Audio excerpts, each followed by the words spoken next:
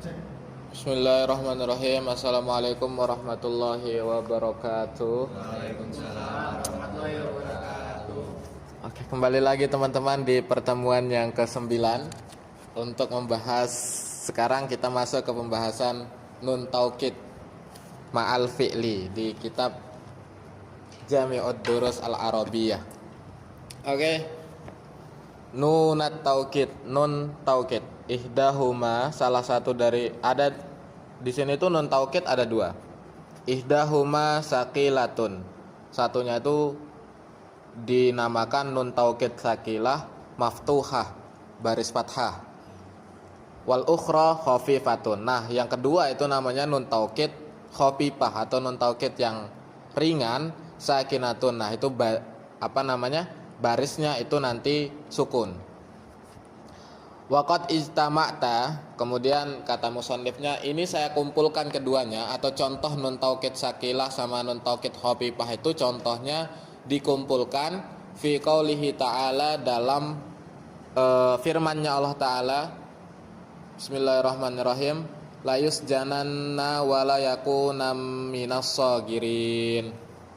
Itu Yusuf ayat 32. Jadi contoh nun taukid sakilah maftuhah sama khafifah sakinah itu di penggalan ayat Yusuf 32 di akhir ayatnya.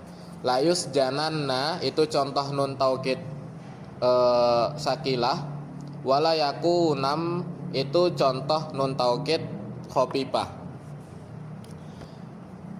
Di sini ada sedikit kasus, yaitu karena kita mengetahui kalau fi'il itu nggak bisa dimasukin oleh tanwin. Ternyata di surah Yusuf ayat 32 ini ada fi'il yang dimasukin tanwin. Contoh wala yakunan. Nah, nan di sini tuh berbaris tanwin. Jadi lafaznya fi'il mudhari, kemudian baris akhirnya itu ternyata tanwin. Ini dinamakan studi kasus. Ini kita sekarang mencari studi kasus. Apakah penulisan cetakan Quran ini salah atau gimana? Oke, kita masuk ke yang pertama, membahas tentang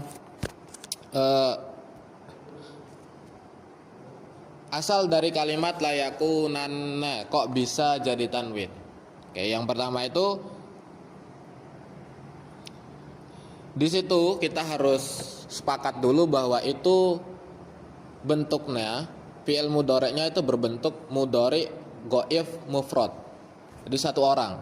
Walaupun kita ngelihatnya secara sekilas itu bisa saja kita pemahamannya musanna atau dua orang. Jadi layakunanna itu, layakunan itu harus mudhari' ghaib mufrad, satu orang. Oke, yang kedua kita ke pembahasannya. Tadi kita bahas nun taukid khafifah ya. Kemudian kalau di Qur'annya itu ditulis menjadi tanwin. Jadi nggak ada nun taukidnya. Ini kemudian kita studi kasus yang kedua itu terkait penggantian nun taukid menjadi terkait penggantian nun taukid khafifah menjadi alif. Kondisi ini diperuntukkan bagi yang membaca waqaf pada kalimat wala yakuna. Nah, kalau semisalnya sampean baca Quran nanti waqaf di kalimat itu, maka terakhirnya harus dibaca ada alifnya, wala yakuna. Kalau sampean waqaf. Karena sesuai dengan, kemudian kita ada referensi atau ambil data dari Alfiyah. Itu Imam Malik bilang wa afdilanha ba'da fathin ulifa waqfan kama taqulu fi kipan kifa.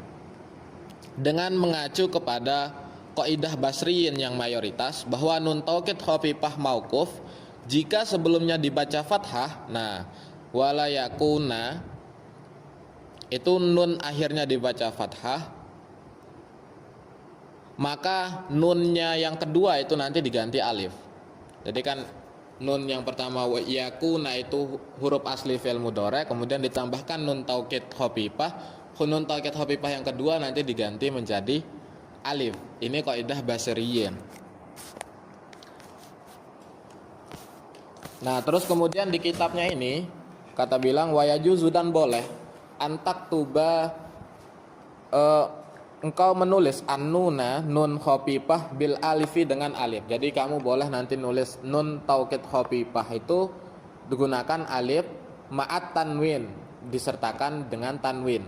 Kama fil ayatul karimah, seperti yang tadi di ayat yang mulia. Kayak walayaku nam minas sogirin.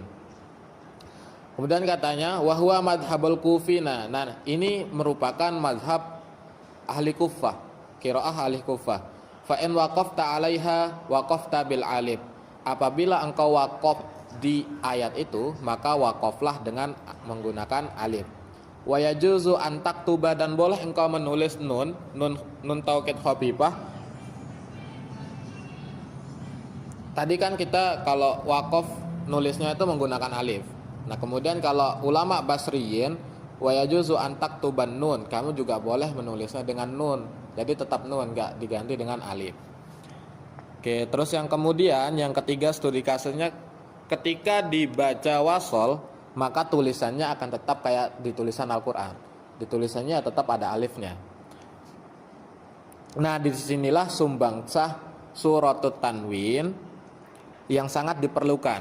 Dengan adanya suratut tanwin pada kata layakuna, maka kalimat itu setara dengan falafalan walayakunan yang pakai dua nun.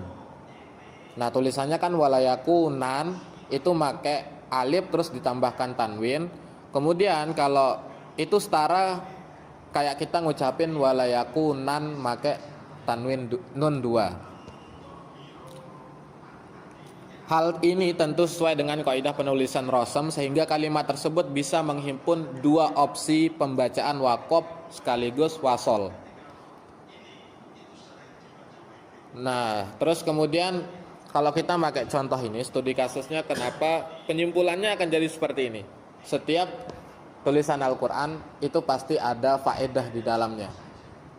Ini kan karena tulisannya menyalahi takdir aturan fi'il. Fi'il nggak pernah menerima tanwin selama-lamanya, tapi di Quran surah Yusuf ayat 32 ternyata ada tanwin di situ. Ini menyalahi aturan kaidah fi'il. Makanya, dan kita tahu bahwa setiap ayat Quran itu pasti ada makna tersembunyi di dalamnya. Kenapa kok sampai fi'il boleh ditanwinkan dalam hal itu? Nah, ini dari segi pembawaan bahasa, kalimat sebelumnya itu layus jananna menggunakan nun taukid sakilah. Soalnya memang si Imratul Aziz itu berarti istrinya Nabi Sulaiman. Nabi Yusuf, kok Nabi Sulaiman, Nabi Yusuf. Soalnya emang si Imratul Aziz itu punya otoritas untuk memenjarakan Nabi Yusuf. Jadi layus janananya itu artinya saya akan memenjarakan kamu. Itu memang punya otoritas di situ Imratul Aziz. Kemudian namun tidak dalam walayaku nam minas sogirin, tidak dalam walayaku nam minas sogirin, itu bukan kapasitasnya si Imratul Aziz. Artinya ini kan saya akan juga menghinakan kamu, memenjarakan sekaligus menghinakan. Ini bukan kapasitasnya si Imratul Aziz. Yang bisa menghinakan Nabi Yusuf itu justru Tuhannya Nabi Yusuf. Makanya kenapa pakai nun taukid fiil yang bertanwin di sana, untuk mengungkapkan bahwa dia nggak punya kewenangan untuk merendahkan Nabi Yusuf sama sekali. Emas tetaplah emas dimanapun akan berada. Makanya kita nggak kebayang kalau tulisan di Qur'annya itu dengan hukum asalnya, yaitu menggunakan dua nun, maka itu akan sangat merendahkan Nabi Yusuf.